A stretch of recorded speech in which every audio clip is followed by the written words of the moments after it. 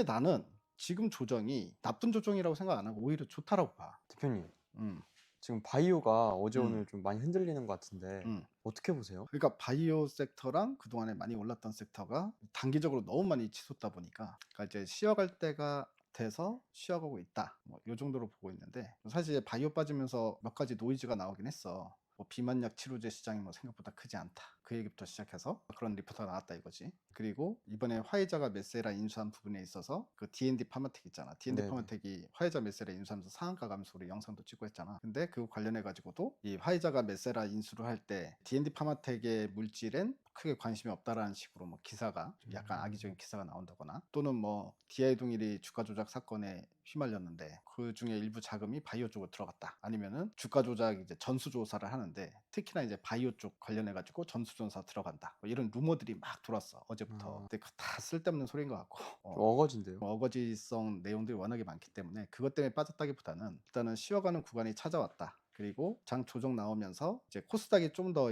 매물이 좀 많이 나오다 보니 그런 현상이 나타났다. 이 정도로 보는 게 맞을 것 같아. 결국 바이오는 다시 시장이 조정을 겪고 다시 반등이 나올 때 결국 다시 살아나지 않겠냐. 그래서 크게 걱정할 만한 상황은 아니다. 이제 나는 개인적으로 그렇게 생각을 한다라는 거지. 그러면 그냥 건강한 조정이라고 생각해도 되는 거죠. 음, 음. 그러면 대표님, 시장이 조정받는 이유는 또 뭐예요? 그 시장이 조정받는 이유는 시장이 지금 우리나라 시장만 계속해서 최근에 급등이 나온 게 아니고 막 코스피 계속 치고 올라갔잖아. 이 글로벌 증시가 다 그랬어. 미국 장도 잘 갔었고 유럽도 잘 가고 신흥국은 더 잘 가고 이런 상황이었는데 딱 이제 어떻게 보면 이격도가 벌어지잖아. 네. 단기적으로 급등을 하면 이제 이평선과 주가 간의 이격도가 벌어지면 그 이격도를 어느 순간에는 줄이는 움직임들이 나오잖아. 주가라는 게 계속 급등이 나올 수는 없으니까. 그래도 이제 한 번에 슈퍼 랠리가 나왔고 쉬어갈 때쯤 됐는데 그때 때마침 파월 의장이 연설을 했는데 주가가 너무 비싸다. 이런 이야기를 했어. 어떻게 보면 차익 실현의 빌미를 제공을 해준 거지. 그래서 이제 조정이 나오는데 근데 나는 지금 조정이 나쁜 조정이라고 생각 안 하고 오히려 좋다라고 봐. 왜냐면은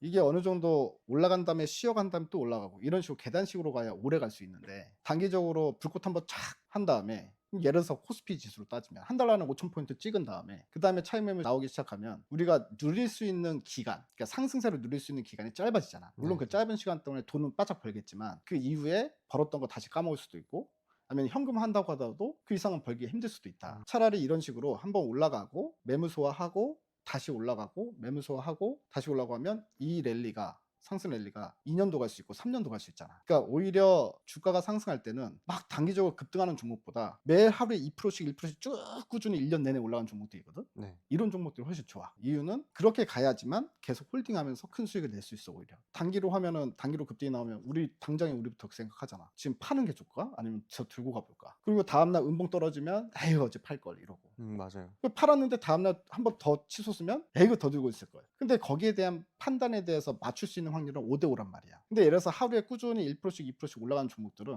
팔고 싶은 생각 자체가 안 들어.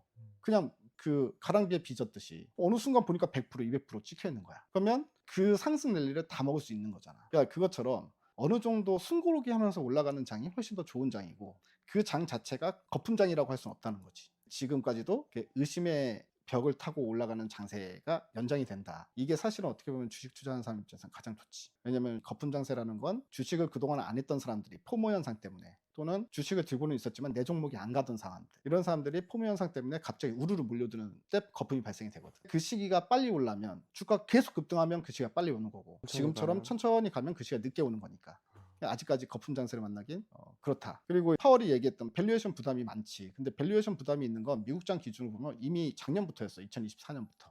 그때부터 엔비디아 같은 경우도 그 돈을 잘 벌어오는 엔비디아 같은 경우도 고평가돼 있단 말이야. 그게 올해 기준이 아니라 작년, 지금도 주가가 낮았을 때부터 고평가 논란은 있어왔던 거란 말이지. 그리고 지금 미국 증시뿐만이 아니라 우리나라 증시는 고평가도 아니지만 어쨌든 실질적으로 몇 년 동안의 평균 PER 밴드 뭐 이런 걸 봤을 때 고평가로 이미 진입한 종목들이 많아. 근데 지금 시장에서 밸류를 보면서 매매한 사람 자체가 없다는 게 핵심이야. 그러면 거품은 어느 정도 인정하면서 가야 된다는 거지. 그러니까 나 혼자의 기준만 가지고 목표가를 그 밸류에 맞게끔 설정을 했어. 그러면 200% 먹을 수 있는 종목을 나는 30%만 먹고 나오는 거야. 그럴 이유가 있냐라는 거지. 시장의 관심을 따라가야지 내 관심이 중요한 건 아니다라는 거야. 유연하게 가야 된다는 게 시장의 밸류를 안 봐? 그럼 나도 밸류 안 봐. 근데 시장이 철저하게 밸류로 움직이는 장세야. 그럼 나도 밸류를 봐. 이런 식으로 유연성 가질 필요가 있다. 그래서 결론은 지금까지는 금리 인하하고 올해 남은 두 번의 FMC도 금리를 인하할 가능성이 크지만 국채금리는 오히려 되려 올라가고 있어. 이런 부분들이 조금 신경 써서 봐야 될 매크로 변수긴 하지. 그리고 이제 채권 변동성 지수라는 것도 있는데 그게 예를 들어서 갑자기 확 튀어올라. 그러면 그거는 사람들이 이제 뭔가 의심을 하고 있다는 거니까 우리가 일단 제일 먼저 후딱 팔아가지고 그 다음에 시장의 흐름을 관찰해 볼 필요가 있겠지만 아직까지는 매크로 변수에서 그 우리가 뭐 다 팔고 현금화를 만들어야 될 움직임이 나타나고 있지는 않다. 오히려 그걸 보면 될 것 같고 개인 투자들이 예를 들어서 매일 아침마다 국채금리 움직임이나 아니면 뭐 채권 변동성 지수나 뭐 유가나 환율이나 이런 걸 매일 체크하기 힘들다 그러면 그냥 기준은 딱 하나만 봐도 돼. 제일 쉬운 기준. 그냥 아침에 일어났는데 나스닥 지수가 마이너스 3% 4% 급락을 했네. 그러면 그때 팔면 돼요? 그때 팔면 되지. 아. 근데 그런 현상이 나타나지 않으면 그냥 건강한 조정이구나. 지금 7, 8월 같은 경우도 조정 구간 나왔었잖아. 그때 개인 투자들의 지금 현재 뉴스를 보면 다 인버스를 질렀다는 거야. 아 이제 조정 시작이다. 그래서 지금 마이너스 30% 했다잖아. 인버스. 아. 이 부분이 시장에 살짝 조정이 나오면 지금은 워낙에 주가 많이 고점에서 움직이는 상황이라 조금만 조정이 나와도 끝났구나라고 해서 팔 수 있다고. 근데 그게 나중에 다시 지금처럼 9월 장세처럼 다시 랠리가 나와버리면 거기서 극심한 포모 현상을 느끼는 거거든. 그래서 꼭대기에 팔지 못할지언정 확실히 꺾인 거 확인하고 파는 게 가장 베스트다. 이런 생각이 듭니다. 그러면 지금 같은 조정장에서는 어떤 섹터 봐야 돼요? 일단 결국 시장의 대세 흐름이 어떤 시나리오로 시장의 테마가 만들어지는지를 보게 되면 결국에 키워드는 두 개야. AI하고 신냉전. 그 두 가지 테마가 결국 지금까지 시장을 이끌어온 거고 그 테마가 결국 살아있는 테마이기 때문에 그쪽을 보는데 그쪽에 관련된 세부 섹터나 종목들 어떤 걸 봐야 될지 이 부분은 여기서 이야기하면 얘기가 길어지니까 우리 텔레그램에서 다 같이 보는 걸로 어떻게 하면 좋을 것 같습니다.